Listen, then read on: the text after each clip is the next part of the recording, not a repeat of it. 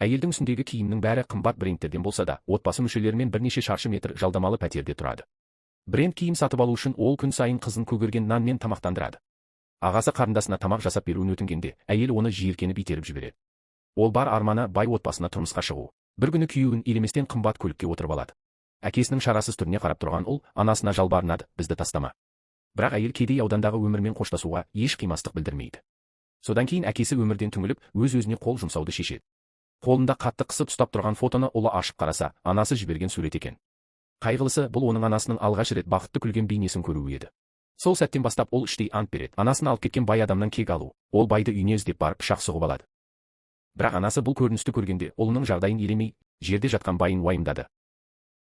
Ұлына қарап қатыгездікпен, мен сені тумағанымда ғой, бұдан былай сені көргімде келмей, дейді де қолын көтеріп ұрады. Осылайша бұл ана мен баланың болашағы мәңгілік жаулықпен жалғасатыны белгілі болады. Көзді ашып жұмғанша 30 жыл өтеді. Бұрынғы әлсіз бала қазір барлық жерге ықпал ете алатын жігітке айналған. Оның жалғыз ойы мейірімсіз анасынан кек алу. Жігіт 10 жыл бойы жоспар құрып, туған қаласындағы көптеген бизнесті алдын ала сатып алады. Оның ішінде бала кезінде ойнаған көлде бар. Бір күні ол жерге бір әйел пайда болады. Жігіт оған бұл жердің иесі өзі екенін айтып, қыздың кім екенін сұрайды. Бірақ қыздың сақтығы жоғары еді, ол оны танысуға келді деп ойлады. Қыз өте сақ, ол жігітті өзіне сөз салушы деп ойлайды. Қадам сайын жақындай түскен жігітке қарап, қыз қолындағы садақты босатып жіберді, жігітке тиіп кете жаздады. Ол тез жүріп келіп, қызды қатты ұстап алады. Қыз бұл жердің сатылып кеткенінен хабарсыз болғанын айтып, енді мұнда келмейтінін, өзі судан қатты қорқатынын айтады. Жігіт оны тым қорқытқысы келмей, жайлап судан шығарады. Бірақ жақындаған кезде қыз оны шапалақпен ұрып жібереді. Кейін өкініп қалады. Бірақ жігіт екінші мүмкіндік бермейді, оны суға итеріп жібереді. Бірақ кетерінде сырт киімін шешіп, қызға қалдырып кетеді. Ал ағашқа ілулі тұрған садақты өзімен алып кетеді. Жігіт бұл кезде қыздың шын мәнінде кім екенін, яғни оның анасын тастап кеткен әйелдің асыранды қызы екенін білмейтін еді. Үйге оралған соң қыз анасымен ашулы түрде сөйлесіп, өзіне бір оғаш жігіт тап бергенін айтып шағымданды. Ол жігіт оны суға итеріп жіберіп, артына қарамастан кетіп қалған екен. Бұны естіген анасы қатты таңғалды. Себебі ол бұл өңірде аты шыққан әйгілі әйел болатын. Бай күйеуі қайтыс болғаннан кейін, ол бүкіл мұраны мұрагерлікке алған еді. Жергілікті жұрттың бәрі бұл қыздың онымен қандай жақын байланыста екенін білетін, сондықтан ешкім бұлай жасауға батылы бармас еді. Алайда анасы төмен қарап, оның үстіндегі сырт киімді байқап, жүзі бірден суып кетті. Ал қыз болса, өзінің үйлену тойына дайындалу үшін кетпекші болған. Бірақ анасы оны тоқтатып, ендігәрі көл бойына бармауды ескертіп, маған ол жер қауіпті болып көрінеді деді. Қыз кеткен соң анасы ішінен, ол шынымен қайтып келіпті деп күбірледі. Осы кезде әлгі жігіт қарындасымен бірге еді. Қарындасы оны бұл жерден кетуге, бұрынғы өміріне қайта оралуға көндіргісі келді. Бірақ жігіт бұл жылдар бойы тынымсыз еңбек еткен, себебі ол қайтыс болған әкесінің кегін қайтаруды армандаған еді. Ол анасынан қалған бүкіл байлықты, қазіргі отбасын, айналасындағы адамдардың бәрін тартып алуға ант еткен. Алайда қарындасы оның жан дүниесінің өте әлсіз екенін байқады. Шын мәнінде жігіттің ішкі жан дүниесі бос болатын. Ол тек бір ауыз анасының жылы сөзін естігісі келіп еді. Демек, бала кезінде әйелдің айтқан бір сөзі оның өмір бойына әсер етіп қалған. Бірақ ешкім ойламаған еді, жігіттің қайтып келгенін естіген соң, әйел бір түн ішінде тәтті бәліш пісіріп үлгерген. Бұл дәл сол тағам еді. Ол бала кезінде үйден кеткенде артында қалдырған жалғыз дәм осы болған. Ол дәм жігіттің есінде мәңгі сақталған. Кейбіреулер бұл тағам жігітке арнайы арналған деседі. Жылдар өткен соң, дәмін қайта татқанда, жігіттің көзінен еріксіз жас ақты. Бірақ ол тіпті ойламаған нәрсе, бәліштің ішінде бір қағаз бар болып шықты. Онда тозаққа қайтып келгеніңмен құттықтаймын деп жазылыпты. Бұл жазу оның кек алуға деген ниетін одан әрі күшейтті. Оның алғашқы нысанасы анасы асырап алған қыз болатын. Жігіт ең мінсіз жарға ие болу үшін бәріне дайын еді. Тіпті жігіт қызды сатып алу үшін миллиондаған ақша ұсынды.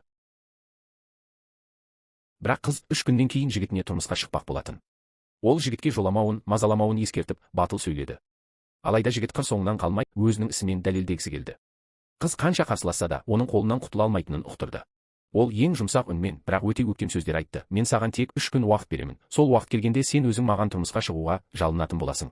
Бұл сөздер қызға түсініксіз, әрі оғаш көрінді. Өйткені олар өмірінде небәрі бір-ақ рет кездескен. Оның үстіне сол кездесу аса жағымды болмаған. Бірақ дәл осы жігіттен қыз бір түрлі қауіптілік сезінді. Дегенмен көбінесе осындай ер адамдар әйелдердің назарын көбірек аударады. Қыз бұл оқиға жайлы отбасына ештеңе айтпады. Әдеттегідей, тойға дайындықты жалғастыра берді. Бірақ ол білмейтін еді, өзі әлдеқашан жігіттің уысында қалған. Ал жігіт бұл күнге тура 20 жыл дайындалған. Себебі оның жағдайы ерекше болатын. Оны кезінде еш аяусыз тастап кеткен анасы кейіннен оның асырап алған анасына айналған. Бұл жағдайға толығымен қанық болған жігіт үшін бұл кек алу ойыны еді. Ал бұл ойында қыз шешуші фишкаға айналған. Жігіттің кек жоспарының екінші кезеңі де тез жүзеге асты. Ол анасының компаниясындағы акцияларды жасырын түрде сатып ала бастады. Оған қоса қонақ үйлер, сауда орталықтары, жылжымайтын мүліктер барлығын бақылауға алды. Бұл жолы әйел дайын болмай қалды, бірақ мүлде сасқан жоқ. Ол қыздың құда түсіп жатқанын пайдаланып, басқа бір әулетпен серіктестік орнатпақ болды. Сол кешке жиналғандардың бәрі әр саланың танымал адамдары еді. Әйел қыздың болашақ күйеуіне дән риза болды.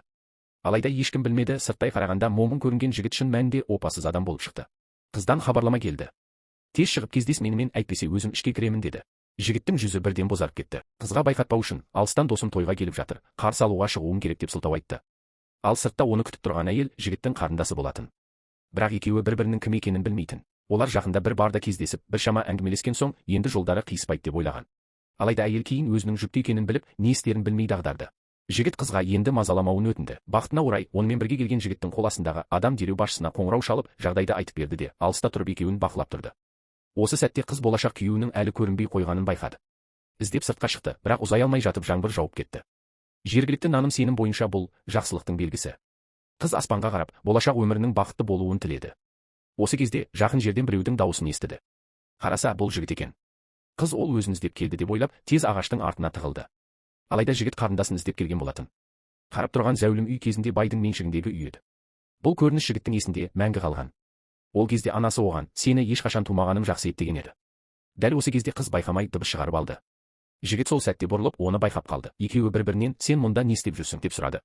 Бірақ жігіттің ойы қарындасында еді. Жігіт қызбен артық сөзге келгісі келмей, жақындап құлағына сыбырлап, уайымдама, бірнеше күннен кейін өзің тізерлеп келіп, жалынатын боласың деді. Қыз еріксіз қолын көтеріп еді. Жігіт оны шап беріп ұстай алды. Мені тағы ұра алам деп ойлама. Осылайша екеуінің көзқарастары түйісіп, аралары барған сайын жақындай түсті. Дәл сол кезде оның қол астындағы адам телефон шалып, қарындасының тұрған жерін хабарлады. Жігіт дереу сол жаққа бет алды. Бірақ ол барғанша қарындасын көлік қағып кетті. Ойланып үлгерместен, жігіт қарындасын дереу ауруханаға алып кетті. Бақытына орай, жедел жәрдемнен кейін ол аман қалды. Алайда жігіт оның жүкті екенін естіп мүлде абдырап қалды. Ол дереу әлгі еркекті тауып әкелуді бұйырды. Бірақ оның іші ұйықтаса түсіне кірмеген нәрсе, бұл сәтті әйел бақылау камерасынан көріп отырған еді. Жігіттің қимылдарынан ақ маңызды ақпаратты аңғарды.